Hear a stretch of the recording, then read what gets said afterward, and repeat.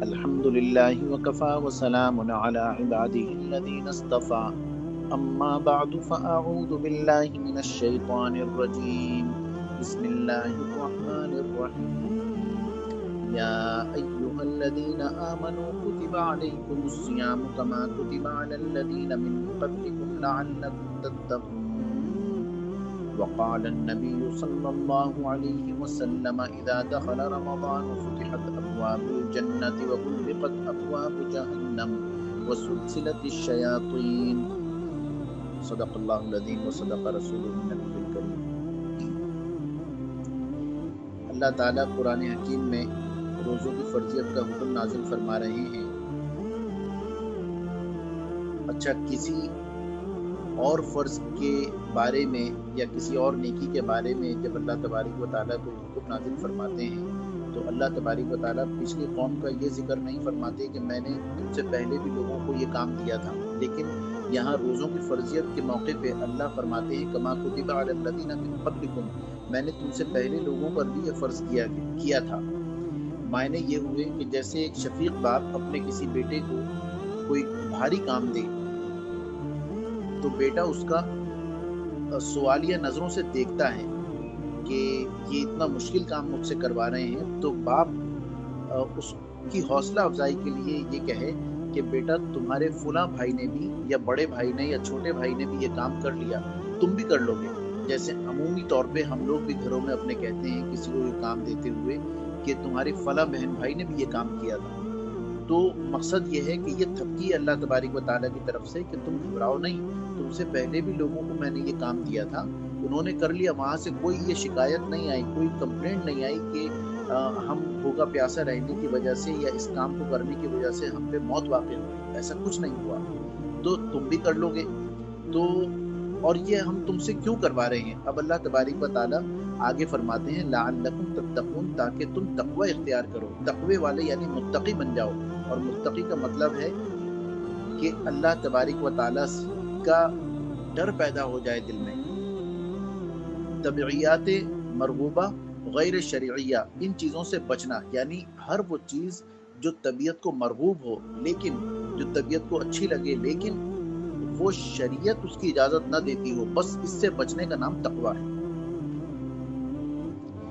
تو یہ ایک کام تمہیں دیا۔ اچھا، اس کے بعد ایک جز ہے ایام معدودات، تو ایسا نہیں ہے کہ تمہیں کوئی طویل عرصے تک یہ کام کرنا پڑے گا، بلکہ ایام معدودات، بہت تھوڑے سے دن ہیں یہ کرنے کے، تو کر لو، تم گھبراؤ نہیں، یہ کام کر لو، میں تمہیں متقی دیکھنا چاہتا ہوں۔ اور پھر آگے اللہ فرماتے ہیں کہ اس میں بھی استثناء ہے، یعنی اگر تم مریض ہو، کوئی تم میں کسی اس میں مبتلا ہے کہ روزہ نہیں رکھا جا رہا اس سے، تو کوئی بات نہیں، اور یا تم سفر میں ہو کہ سفر کی اپنی تنگیاں اور پریشانیاں ہیں، تو اس میں روزہ رکھنا ذرا سا مشکل کام ہے، تو کوئی بات نہیں، تم یہ نہ کرو، بلکہ تم ان روزوں کی گنتی بعد میں پوری کر لینا۔ یہاں پر ایک نقطہ ہے، وہ یہ کہ جو مریض ہیں تم میں سے وہ روزہ بعد میں رکھیں۔ دیکھیے، عام طور پہ ہمارے گھروں میں یہ کہا جاتا ہے، جو بڑی عمر کے لوگ ہیں جب ان سے یہ کہا جائے کہ بھائی آپ روزہ نہ رکھیں، تو ان کا ایک جملہ ہوتا ہے کہ کیوں نہ رکھیں، ہم نے تو آج تک کبھی روزہ نہیں چھوڑا اور ہم سے روزہ نہیں چھوٹتا، روزہ تو ہم رکھیں گے۔ میں ان سے یہ کہا کرتا ہوں کہ جس اللہ نے روزے کی فرضیت نازل فرمائی ہے، اسی اللہ نے رعایت بھی دی ہے، چھوٹ بھی دی ہے کہ اگر تم مریض ہو تو روزہ نہ رکھو۔ اس میں 3 فائدے ہیں۔ نمبر ایک یہ کہ یہ روزہ داروں میں شمار ہوگا۔ وہ کیسے؟ اگر بیماری کی وجہ سے کسی نے روزہ نہیں رکھا تو وہ روزہ داروں میں شمار کیسے ہوگا؟ اللہ تبارک و تعالی فرشتوں سے یہ پوچھتے ہیں کہ اس نے روزہ کیوں نہیں رکھا، اگرچہ اللہ کو یہ معلوم ہے، تو فرشتوں کا جواب یہ ہوتا ہے کہ یا اللہ یہ بیمار تھا، تو اللہ تبارک و تعالی کی طرف سے ارشاد ہوتا ہے کہ اگر یہ بیمار نہ ہوتا تو کیا روزہ رکھتا؟ تو فرشتے کہتے ہیں بالکل، یا بعض روایت میں ہے کہ اس کو روزہ داروں میں لکھو، تو فرشتے کہتے ہیں کیوں؟ تو اللہ فرماتے ہیں کہ کیونکہ بیماری ہماری ہی طرف سے ہے، تو اگر یہ صحیح ہوتا تو روزہ رکھتا، اب یہ بیمار ہے تو یہ اس کا اختیار تو نہیں ہے، اس لیے اس کو روزہ داروں میں شمار کر لو۔ ایک فائدہ یہ ہوا سب سے بڑا۔ دوسرا فائدہ یعنی کام نہ کی اور اجرت لے لی۔ دوسرا بڑا فائدہ، دوسرا فائدہ وہ یہ کہ یہ روزہ دار جب اپنے روزے کی گنتی بعد میں پوری کرے گا تو چونکہ وہ فرض کی گنتی ہوگی، تو اس وقت جو اس نے روزہ چھوڑا ہے اس کی جو رمضان کی برکتیں نازل ہو رہی ہیں وہ پوری کی پوری اس کے اوپر نازل ہوں گی۔ اور جب یہ بعد میں روزہ رکھے گا تو چونکہ یہ فرض کی قضا ہوگی تو اللہ تعالیٰ رمضان کی برکتیں اس دن لوٹ کے دوبارہ اس کے اوپر نازل فرمائیں گے۔ تو تین بڑے فائدے ہوئے، ایک روزہ داروں میں شمار، دوسرا رمضان کی برکتوں کا نزول جو اس پر بھی ہوگا، اور تیسرا غیر رمضان میں رمضان کے روزہ رکھنے کی وجہ سے اس کے اوپر برکت کا نزول۔ تو یہ فائدے ہیں۔ تو اللہ تبارک و تعالیٰ نے حکم دیا کہ اگر تم میں کوئی مریض ہو یا سفر میں ہو تو گنتی بعد میں پوری کر لیں، کوئی بات نہیں۔ تو اور پھر رسول اللہ صلی اللہ علیہ وسلم نے یہاں تک دعا فرمایا، آپ صلی اللہ علیہ وسلم تو رمضان کی تیاری رجب کے مہینے سے کرتے تھے۔ اللہم بارک لنا فی رجب و شعبان وبلغنا رمضان، اے اللہ مجھے برکت عطا فرمائیے رجب اور شعبان میں، اور بہترین طریقے سے داخل فرمائیے رمضان میں، رمضان دے دیجئے، یعنی مجھ میں کوئی کمزوری نہ ہو، کوئی بیماری نہ ہو، بہترین طریقے سے میں رمضان میں داخل ہوں تاکہ آپ کی عبادت کر سکوں۔ اور ایک اور روایت میں ہے آپ صلی اللہ علیہ وسلم دعا فرماتے، اللہم سلمنی لرمضان وسلم رمضان علی وتسلمہ منی متقبلا، اے اللہ مجھے رمضان کے لیے سلامتی عطا فرما دیجئے اور رمضان کو میرے لیے سلامتی والا بنا دیجئے، اور اس میں مجھے میری عبادتوں کو قبول کرنے والا اس رمضان کو بنا دیں، یعنی میں جو عبادت کروں اس کو آپ قبول کر لیں۔ تو یہ اتنی برکتوں اور رحمتوں کا مہینہ میرے دوستو، آپ سب جانتے ہیں کہ رسول اللہ صلی اللہ علیہ وسلم اگر کسی کے حق میں کچھ ایسا کہہ دیں جس سے اس کی خرابی ہو، خرابی والے الفاظ اگر کہہ دیں تو اس کی خرابی میں کسی کو کوئی شک اور شبہ ہوگا؟ اب ایک روایت سن لیں۔ حضرت جبرائیل علیہ السلام ایک بددعا فرماتے ہیں، ایک بددعا دیتے ہیں کہ ہلاک ہو، برباد ہو جائے وہ شخص جسے رمضان المبارک کا مہینہ ملا اور وہ اپنی مغفرت نہ کروا سکا۔ اور اس بددعا پر آمین کہنے والے ہیں رسول اللہ صلی اللہ علیہ وسلم، سرور عالم، وہ بددعا پر آمین کہہ رہے ہیں۔ اور بعض روایات میں ہے کہ یہ آمین، چونکہ یہ بددعا پر آمین تھا تو آپ صلی اللہ علیہ وسلم تو اپنی امت کے حق میں نہ کرتے، لیکن آپ کو یہ حکم ملا کہ آپ بددعا آمین کہیں آپ۔ تو جبرائیل کی بددعا اور رسول اللہ صلی اللہ علیہ وسلم کی آمین، اور جبرائیل علیہ السلام پیغام لے کر آئے اللہ تبارک و تعالیٰ کی طرف سے۔ اب مجھے بتائیے اس شخص کی ہلاکت میں جس کو رمضان ملا ہو اور اس نے اس سے فائدہ نہ اٹھایا ہو، اور اس نے فائدہ نہ اٹھایا، اس کی ہلاکت میں، اس کی بربادی میں کیا شک و شبہ ہے؟ تو اللہ تعالیٰ ہمیں اس سے محفوظ رکھے۔ میرے دوستو، بہت باریکی کے معاملات ہیں، لیکن ہم میں اکثر و بیشتر نادان وہ نہیں سمجھتے کہ اس کی کیا فضیلت ہے۔ رمضان کو بھی وہ غیر رمضان کی طرح گزار دیتے ہیں۔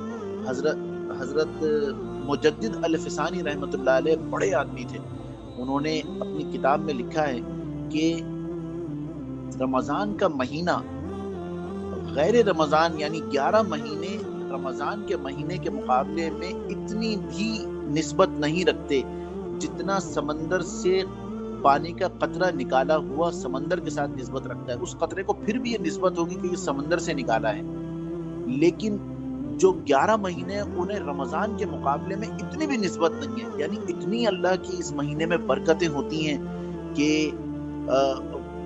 ایک منادی دینے والا یہ کہتا ہے یا باغی الخیر۔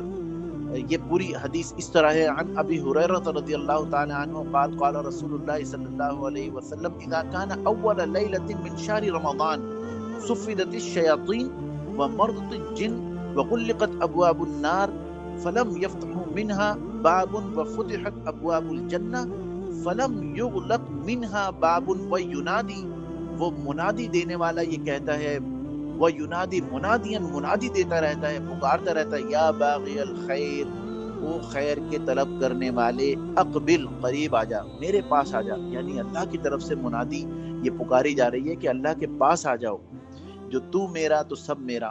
اور جس کو اللہ مل گئے میرے دوستوں، کیونکہ ایک روایت میں ہے کہ الصوم لی، روزہ میرے لیے ہے، وانا اجزا بہ، اور میں اس کی جزا ہوں، میں ہوں. اللہ کہہ رہے ہیں میں ملوں گا اس کو جو روزہ رکھے گا، میں ملوں گا. جو تو میرا تو سب میرا، زمین میری فلک میرا، اگر ایک تو نہیں میرا تو کوئی شے نہیں میری. میرے دوستو اللہ مل جائیں ہمیں، اس سے بڑی اور کیا بات ہوگی. تو وہ ینادی منادین یا باغی الخیر، او خیر کے چاہنے والے، اقبل، پاس آ جا، و یا باغی الشر، اور او شر کے چاہنے والے، اقصر، دور ہو جا، مجھ سے دور ہو جا. اور جسے اللہ دور کر دیں، جسے اللہ دور کر دیں. وذالک کل لیلہ، اور پھر یہی یہ منادی پوری ہر رات کو رمضان کی یہ منادی رہتی ہے، جاری رہتی ہے، اور یہ فرشتہ پکارتا رہتا ہے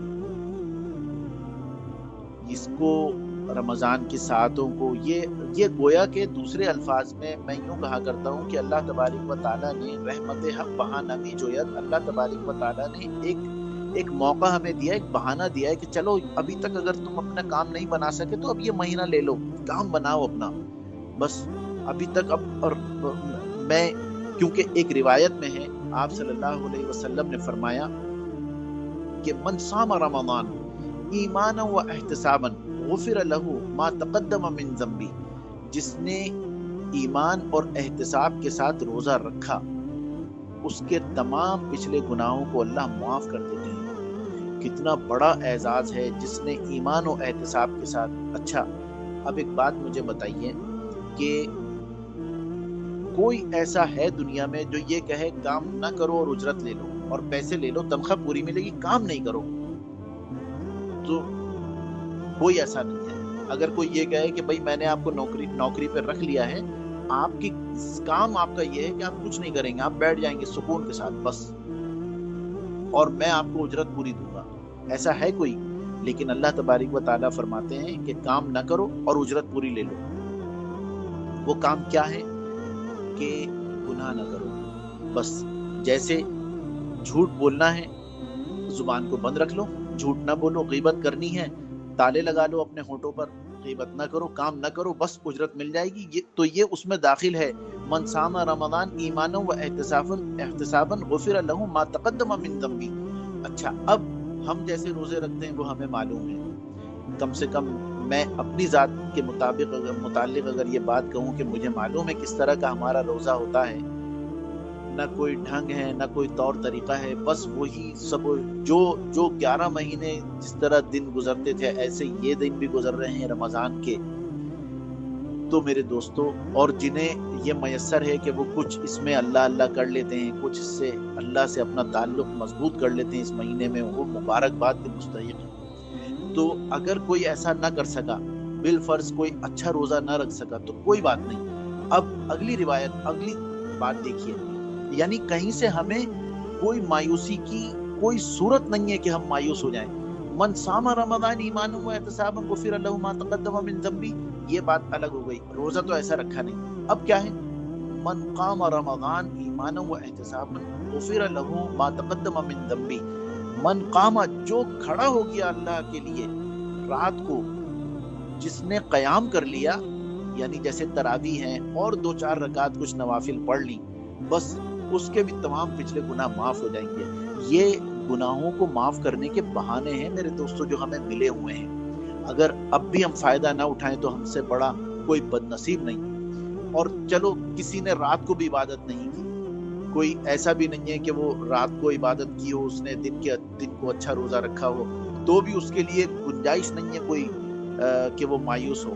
اب اگلی بات ہے، من قام لیلۃ القدر ایمانا و احتسابا غفر له ما تقدم من ذنبی. جس نے لیلۃ القدر یعنی جو 21، 23، 25، 27 اور 29 کی راتیں ہیں، جس میں سے ایک رات لیلۃ القدر کی ہے، اگر اس نے کوئی ایسی رات گزار لی، لیلۃ القدر میں کوئی کسی نے عبادت کر لی، اس کے بھی سارے گناہ اللہ معاف کر دیں گے.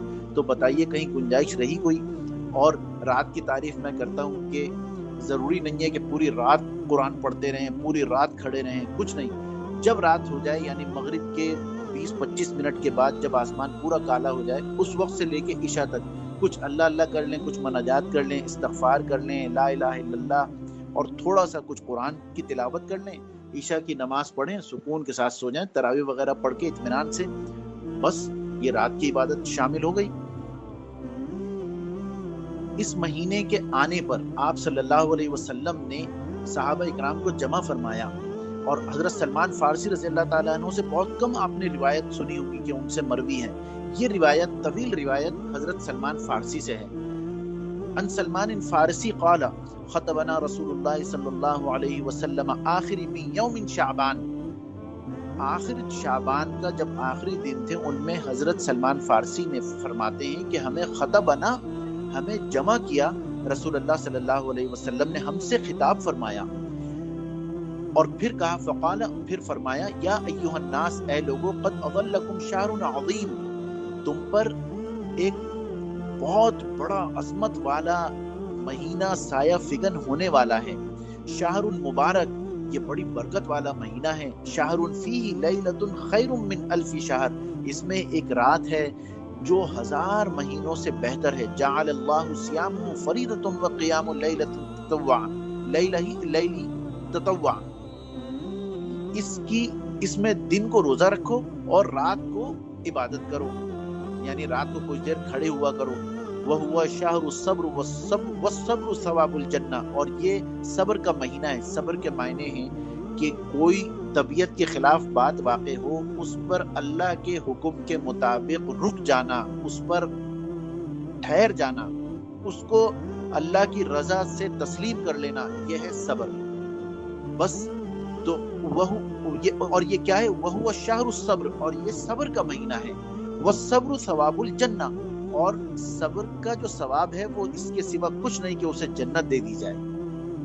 ہمیں صبح سے شام تک ذرا سا بھوکا پیاسا رہنا ہے اللہ کے لیے. ہمیں کوئی ایسی کام نہیں کرنے جس کا کہا گیا ہے، جس کا منع کیا گیا ہے، وہ کام نہیں کرنے ہیں. بس ہم جنت کے مستحق ہوتے ہیں اتنے تھوڑے سے کاموں میں. وَهُوَ شَهْرٌ أَوَّلُهُ رَحْمَةٌ، اور یہ جو مہینہ ہے اس کا پہلا جو عشرہ ہے وہ رحمت ہے. وَأَوْسَطُهُ مَغْفِرَةٌ، اور درمیانی جو ہے وہ مغفرت کا ہے. رحمت کا مہینہ کچھ دن رہے گا، یہ گزر جائے گا. اور رحمت کس کے لیے ہے؟ جو پورا سال اللہ تبارک و تعالیٰ سے ڈر ڈر کے رہتے ہوں، عبادت کرتے ہوں، اللہ کا حکم مانتے ہو، تو پہلے دن سے ہی ان کے لیے یہ مہینہ رحمت ہے. اس کے یہ معنی ہیں. وَأَوْسَطُهُ مَغْفِرَةٌ، مغفرت ان لوگوں کے لیے جو کبھی کوئی نیک کام کیا، کبھی کوئی گناہ کیے، ملے جلے، پورا سال چلتے رہے، 11 مہینے کچھ اچھا کر لیا، پھر برا ہو گیا، پھر معافی مانگ لی، پھر آ گئے، پھر چلے گئے، گر پڑے. ہم نے کی ہیں منزلیں طے اس طرح، گر پڑے، گر کر اٹھے، اٹھ کر چلے. یعنی گر گئے یعنی گناہ ہو گیا تو اٹھ گئے، اٹھنا یعنی معافی مانگ لی، اور پھر چلے. پھر ہم نے نیک کام شروع کیا، پھر گناہ ہوئے، پھر گرے، پھر اٹھے، معافی مانگی، پھر چل دیے. بس اس طرح سے دن گزرے. تو ان کے لیے یہ دوسرا مہینہ مغفرت کا ہے. اور تیسرا مہینہ وَآخِرُ عِتْقٌ مِّنَ النَّارِ، اور آخری مہینہ، آخری جو عشرہ ہے، آخری 10 دن جو ہیں وہ جہنم سے خلاصی کے ہیں. وہ ہم جیسے لوگوں کے لیے ہیں کہ سارے سال گناہوں کی غلاظتوں میں ڈوبے رہے، اور اب ان کے لیے یہ موقع ہے کہ وہ اللہ سے جہنم سے خلاصی دعاؤں کے ذریعے، عبادات کے ذریعے خلاصی کروا لیں. تو اتنی رحمت کا مہینہ میرے دوستو ہم پہ سایہ فگن ہے، جس کی تیاری آپ صلی اللہ علیہ وسلم 2 مہینے پہلے فرمایا کرتے تھے. حضرت عائشہ صدیقہ رضی اللہ تعالیٰ عنہ فرماتی ہیں کہ جب رمضان قریب ہوتا، شعبان کا مہینہ شروع ہوتا، تو آپ کمر کس لیا کرتے، یعنی تیاری کر لیا کرتے تھے. تو اللہ تعالیٰ، اب وہ شعبان تو گزر گیا، رمضان شروع ہو گیا. اللہ تعالیٰ ہمیں اس میں وہ تیاری نصیب فرما دیں، اور اس رمضان کو ہمارے لیے بخشش کا اور مغفرت کا ذریعہ بنا دیں. آمین. بس جو یہ مہینہ، اس میں عام طور پہ لوگ بہت جگہ پہ دعوت دیتے ہیں بیان کی. میں نے اپنے بزرگوں سے بھی یہ سنا کہ بھائی بیانات وغیرہ میں اپنا وقت ضائع بھی نہیں کرنا چاہیے. تھوڑا سا تلاوت کر لی، اللہ اللہ کر لیا، اور بزرگوں کے واقعات پڑھیں. تو پتہ چلتا ہے کہ یہ مہینہ تو انہوں نے اصل میں گزارا تھا، کہ جو حضرت شیخ الحدیث رحمۃ اللہ علیہ فرماتے ہیں کہ مردوں کی تو کیا بات، میں اظہار تشکر کے لیے یہ بات کہہ رہا ہوں کہ ہمارے گھروں کی عورتوں کا یہ معمول تھا کہ گھر کا کوئی کام متاثر نہیں ہوتا، اس کے باوجود بھی ہمارے گھر کی خواتین 6 سے 8 پارے روزانہ پڑھ لیا کرتی تھی۔ تو اب کیا ہے، کام کر رہے ہیں، قرآن حکیم کی تلاوت کر رہے ہیں۔ اس مہینے کو قرآن سے بڑا گہرا تعلق ہے۔ دیکھیں قرآن حکیم کا نزول ہوا اس ماہ مبارک میں، اور جتنی آسمانی کتابیں ہیں، جتنے آسمانی صحائف ہیں، اللہ تبارک و تعالیٰ کے کلام ہیں، وہ سب بھی شعبان میں نازل ہوئے۔ ابراہیم علیہ السلام کے صحیفے 2 رمضان کو، عیسیٰ علیہ السلام پر انجیل وہ 17 رمضان کو، اسی طرح موسیٰ علیہ السلام پر تورات 12 رمضان کو، اور جتنی بھی کتابیں ہیں، جتنے اللہ کی کلام ہے وہ رمضان، یعنی یہ خاص مہینہ ہے۔ اور شہر اللہ، یہ اللہ کا مہینہ ہے، اللہ کا، یعنی اس سے بڑی اور کیا بات ہوگی کہ اللہ نے اسے اپنا مہینہ قرار دیا۔ ایک حدیث یاد آئی، قرآن اور اس کا کیا تعلق ہے۔ آپ صلی اللہ علیہ وسلم نے فرمایا الصیام والقرآن یشفعان للعبد، کہ روزہ اور قرآن یہ اللہ کی بارگاہ میں بندے کی شفاعت کریں گے۔ یقول الصیام، روزہ کہے گا اے رب، اے میرے اللہ، اے میرے رب، انی منعتہ الطعام، میں نے اسے روکا ہے کھانے سے، والشہوات، اور شہوتوں سے، بالنہار، دن میں، فشفعنی، بس آپ میری شفاعت فیہ، اس کے حق میں قبول فرما لیجئے۔ ویقول القرآن، اور قرآن یہ کہے گا منعتہ النوم، میں نے اسے روکا ہے نیند سے، باللیل، رات کو، فشفعنی فیہ، آپ میری شفاعت اس کے حق میں قبول فرما لیجئے۔ آپ صلی اللہ علیہ وسلم فرماتے ہیں فیشفعان، تو اللہ ان کی مغفرت کر دیتے ہیں، یعنی ان کی یہ جو بندے جس کے لیے انہوں نے شفاعت کی ہے، فیشفعان، ان کی شفاعت کو قبول کیا جاتا ہے۔ یعنی ان کو یہ جو عبادتیں ہیں نا میرے دوستوں اور بزرگوں اور علماء بھی یہاں تشریف رکھتے ہیں، یہ عبادتیں، یہ اللہ تبارک و تعالیٰ انہیں خاص جسم دیں گے، بڑا پر نور چہرہ، اور ان کا ایک جسامت ہوگی۔ یہ آ کے وہاں سے آپ صلی اللہ علیہ وسلم نے فرمایا قرآن بڑا جھگڑالو ہے۔ صحابہ اکرام نے عرض کیا یا رسول اللہ قرآن کیسا جھگڑالو ہے؟ آپ نے فرمایا جس کے حق میں یہ کہہ دے گا کہ اسے جنت میں لے کے جاؤ، اللہ سے جھگڑا کرے گا یہاں تک کہ اسے جنت میں پہنچا کے دم لے گا، اور جھگڑالو ہے اگر کسی کے حق میں اس نے شفاعت نہ کی اور اس نے جہنم میں جانے کا اللہ سے یہ کہا، تو یہ جھگڑا کرے گا کہ یا اللہ اس نے مجھے پس پش ڈالا تھا، اس نے میری کوئی وقت نہیں کی تھی، اس نے میری کوئی قدر نہیں کی، اس کے دل میں میری کوئی وقت نہیں تھی، اسے آپ جہنم میں، تو وہ جہنم میں بھیج کے دم لے گا، یہ ایسا جھگڑالو ہے۔ تو اس قرآن حکیم کو کا معمول بنانا، صبح و شام پڑھنا، جیسا وقت مل جائے ویسے تھوڑا سا کھولیں پڑھ لیں، پھر بند کر دیں، پھر تھوڑا سا کھول کے پڑھ لیں۔ میرے دوستو، ان قیمتی گھڑیوں کو ضائع کرنے سے بچا لیجئے، انہیں ضائع ہونے سے بچا لیجئے۔ کتنے لوگ ہیں، ہزاروں لوگ ہیں جو پچھلے رمضان کو تھے لیکن اس رمضان میں نہیں ہیں ہمارے ساتھ۔ ہم ہی کہتے ہیں کہ بھائی 1 سال ہو گیا انہیں، تو اللہ نے ہمیں یہ موقع دیا ہے، بس اس موقع سے فائدہ اٹھائیں۔ اللہ تعالی ہم سب کو عمل کی توفیق عطا فرمائے۔ وآخر دعوانا ان الحمد للہ رب العالمین۔